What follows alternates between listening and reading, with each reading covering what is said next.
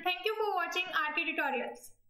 Friends, हम लोग आज स्टार्ट करने वाले हैं क्लास 12 का new chapter which is D and f block elements. Start करने से पहले मैं आपको बता दूं कि P block and D and f block elements आपके बोर्ड पॉइंट ऑफ व्यू से बहुत इंपॉर्टेंट चैप्टर है। पी ब्लॉक चैप्टर जो है वो 8 मार्क्स तक का कंसिस्ट करता है आपके पेपर में, and D and f block भी 3 से 4 मार्क्स तक का डेफिनेटली आता है। ठीक है, okay, so let's start with our first topic which is d block elements. तो पहले ये देख लेते हैं कि पीरियोडिक टेबल में डी ब्लॉक एलिमेंट्स होते कौन से हैं। मींस आपने s and p block elements का स्टार्टिंग अपने 11th क्लास में भी पढ़ी थी। यहाँ पर हम लोग डिस्कस करने वाले हैं D and f block elements के बारे में। ठीक है, तो D and f block elements कौन कौन से होते हैं। सबसे पहले तो ये वाला जो भी पूरा ग्रुप होता है, these are D block elements. Scandium to zinc, yttrium to cadmium, lanthanoids to mercury and actinides to copernicium. ये पूरे के पूरे 40 elements, these are transition elements, means D block elements. अब बात करते हैं एफ ब्लॉक एलिमेंट्स की। एफ ब्लॉक एलिमेंट्स कौन कौन से होते हैं। तो आप यहाँ पर ये जो ट्रांजिशन एलिमेंट्स होने के बावजूद भी ये जो ब्लू कलर में नहीं है दो एलिमेंट्स, इसका रीजन यही है कि यहाँ से ब्रेकडाउन शुरू होता है डी ब्लॉक एलिमेंट्स का, और यहाँ से 57 के बाद नेक्स्ट, अगर आप स्लाइड पर देख पा रहे होंगे तो नेक्स्ट एटॉमिक नंबर है जस्ट 72। वो इसलिए क्योंकि लैंथेनाइड्स के बाद एफ ऑर्बिटल का फिल होना शुरू हो जाता है, इसी वजह से इनको हम लोग कहने लगते हैं एफ ब्लॉक एलिमेंट्स। क्लियर हो गया, okay. So d block elements क्या है, एफ ब्लॉक एलिमेंट्स क्या है, ये मैंने आपको अभी बता दिया। अब डी ब्लॉक एलिमेंट्स की प्रॉपर्टीज, कैरेक्टरिस्टिक्स, इसका इलेक्ट्रॉनिक कॉन्फ़िगरेशन, इन सब के बारे में हम अपने इस पार्ट में और अपकमिंग पार्ट्स में डिस्कस करेंगे। उसके बाद एफ ब्लॉक एलिमेंट्स जो है वो बहुत कम कंसिस्ट करता है, लेकिन इसके दो मेन कॉन्सेप्ट हैं जो पेपर में, जिनसे रिएक्शंस जरूर पूछी जाती हैं हर हाल में। आज तक ऐसा नहीं हुआ है कि कोई भी सीबीएसई बोर्ड का पेपर उन रिएक्शंस के बिना बना हो। Okay, so d block elements are also called transition elements. Now why they are called transition elements. Guys, d block elements को ट्रांजिशन एलिमेंट्स इसलिए कहते हैं because of their position between s and p block. उनकी position s और p block elements के बीच में होने की वजह से इन एलिमेंट्स को नाम दिया गया d block elements. And f block elements are called inner transition elements. जो एफ ब्लॉक एलिमेंट्स होते हैं they are called inner transition elements. और इनको इनर ट्रांजिशन एलिमेंट्स क्यों कहते हैं, इसलिए क्योंकि ये ट्रांजिशन एलिमेंट्स के अंदर, इनकी सीरीज जो होती है वो ट्रांजिशन एलिमेंट्स के अंदर से फॉर्म होना स्टार्ट होती है। मींस लैंथेनाइड के बाद से, lanthanide to lutetium and actinium to lawrencium. ठीक है, तो क्लियर हो गया कि डी ब्लॉक एलिमेंट्स को हम लोग ट्रांजिशन एलिमेंट्स भी कहते हैं। और ट्रांजिशन एलिमेंट्स क्यों कहते हैं, एफ ब्लॉक एलिमेंट्स को हम लोग इनर ट्रांजिशन एलिमेंट्स भी कहते हैं, तो इन्हें इनर ट्रांजिशन एलिमेंट्स क्यों कहते हैं। अगर आप लोगों को कोई भी डाउट है तो आप कमेंट सेक्शन में हमसे पूछते चलिए। न्यू चैप्टर है, अगर आपके बेसिक्स ही नहीं क्लियर हो पाएंगे तो आगे इसके कुछ कॉन्सेप्ट्स जो हैं वो टफ हैं, या फिर यूं कह लीजिए कि थोड़ा सा ट्रिकी है, तो वहां पर आपको बेसिक्स की जरूरत पड़ेगी। Okay, so moving ahead. Okay, next point is transition elements और D block elements. ये होते क्या हैं। अभी तक हम लोग ये पढ़ रहे थे कि D block elements जो होते हैं वो यही वाले होते हैं, S block और P block के बीच वाले एलिमेंट्स सारे D block elements हैं। लेकिन इनका नाम क्यों पड़ा D block elements, तो सुनने में जो आ रहा है उसी से पता चल रहा है। D block elements मतलब वो एलिमेंट्स जिनकी डी ऑर्बिटल इधर तो फुल कंप्लीट है, इधर हाफ फिल्ड है, या फिर प्रोसेस में है फिलिंग के। ओके, तो चलिए जानते हैं कि क्या कंडीशन है। The elements which have incompletely filled D orbital in its ground state or any of its oxidation state are called D block elements. वो एलिमेंट्स जिनकी डी ऑर्बिटल इनकम्प्लीटली फिल्ड होती है ग्राउंड स्टेट में, और ground state के साथ साथ किसी भी ऑक्सीडेशन स्टेट में, ऐसे एलिमेंट्स को हम लोग कहते हैं डी ब्लॉक एलिमेंट्स। क्लियर हो गया। For example scandium, titanium, vanadium etcetera.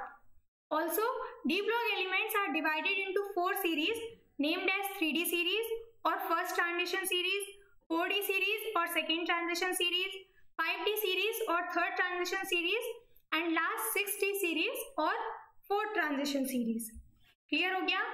D block elements जो होते हैं इनकी 4 सीरीज होती हैं। हमने सो मैं आपको दिखा देती हूँ एक बार फिर से पीरियोडिक टेबल में कि ये 4 सीरीज कौन कौन सी होती हैं।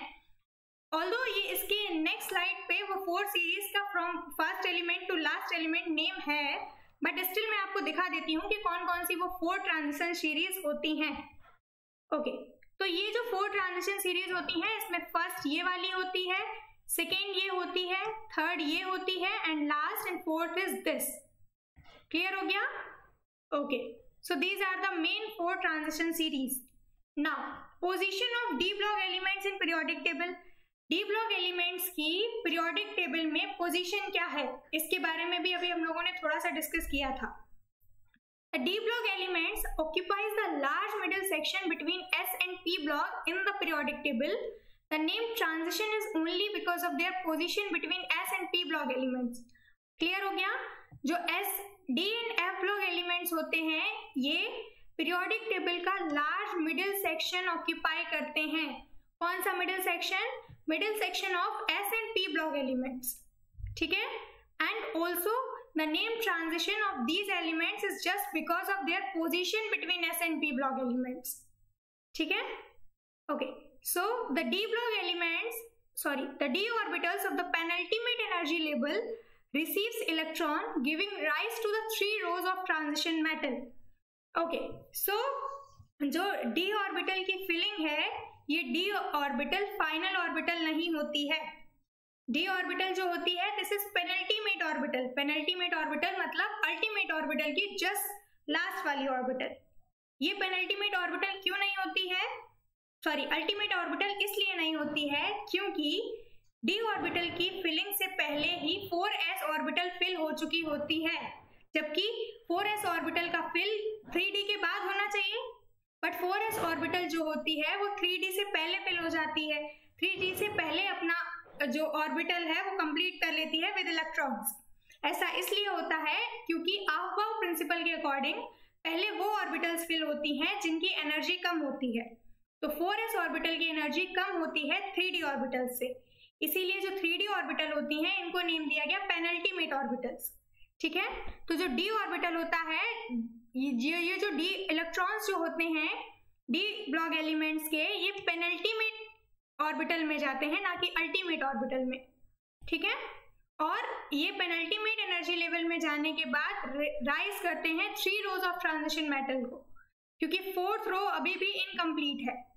4th रो के एलिमेंट्स की डिस्कवरी स्टिल हो रही है, इसलिए 4th रो जो है वो स्टिल इनकम्प्लीट है। Moving ahead. सो जैसा कि मैंने कहा था कि अभी मैं आपको तीनों सीरीज दिखा दूंगी कि कहाँ से स्टार्ट होती हैं और कहाँ से एंड होती हैं। तो जो 3D सीरीज होती है ये स्कैंडिनियम से स्टार्ट होती है एंड जिंक पे एंड होती है। 4D सीरीज जो होती है ये ट्रेनियम से स्टार्ट होती है एंड कैडमियम पे एंड होती है। 5D सीरीज जो होती है ये लॉरेंसियम से स्टार्ट होती है एंड मर्क्यूरी पे एंड होती है। 6D सीरीज जो होती है ये एक्टिनियम से स्टार्ट होती है and end at copernicium. Actually end नहीं होती है, अभी भी 6D ऑर्बिटल जो है वो 6D सीरीज जो है वो इनकम्प्लीट है। इस सीरीज के एलिमेंट्स की डिस्कवरी स्टिल हो रही है। ठीक है? Now moving ahead, electronic configuration of the D block elements, very very important, क्योंकि इसमें 2 एक्सेप्शन आ जाते हैं। वो 2 एक्सेप्शन आपको स्क्रीन पे दिख रहे होंगे एंड यही 2 एक्सेप्शन जो है ये मोस्ट इंपॉर्टेंट है और एग्जाम में पूछे जाते हैं। ठीक है? So the general electronic configuration of transition metal is n-1d 1 to 10 and ns 1 to 2। ये आपको क्लियर हो गया? जो जनरल इलेक्ट्रॉनिक कॉन्फ़िगरेशन होती है डी ब्लॉक एलिमेंट्स की, this is after argon, starts after argon and ये होता है n-1d 1 to 10 and ns 1 to 2। I hope आपको समझ में आ रहा होगा। अगर नहीं समझ में आ रहा है तो आप अपना जनरल तरीके से समझ लीजिएगा कि अगर स्कैंडिनियम की एटॉमिक नंबर 21 है तो इसको हम लोग इस तरह से इलेक्ट्रॉनिक कॉन्फ़िगरेट कर सकते हैं। 1s2, 2s2, 2p6, 3s2, 3p6, 4s2 and then 3d में 1 आएगा, इसीलिए मैंने कहा था कि 4s ऑर्बिटल जो होती है वो पहले फिल हो जाती है, ठीक है, क्योंकि लास्ट ऑर्बिटल जो आती है वो 3d आती है और उसी में हमारा लास्ट इलेक्ट्रॉन एंटर करता है। क्लियर हो गया?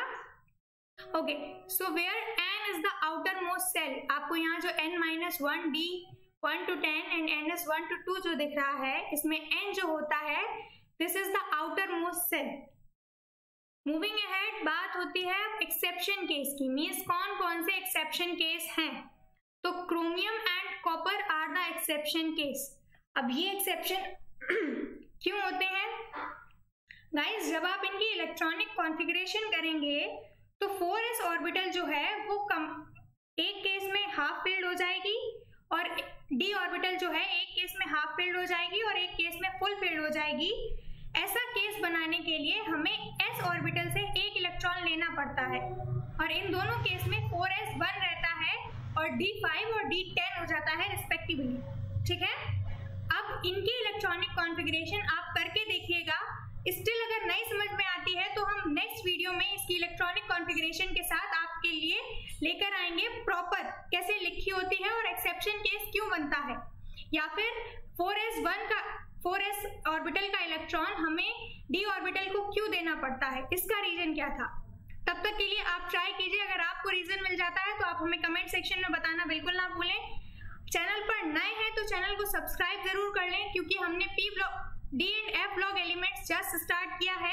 इसके सारे कॉन्सेप्ट्स अब हम आपके लिए एक एक करके लेकर आएंगे। And thank you for watching the video till and. Also video पसंद आई हो तो प्लीज लाइक करना बिल्कुल ना भूलें।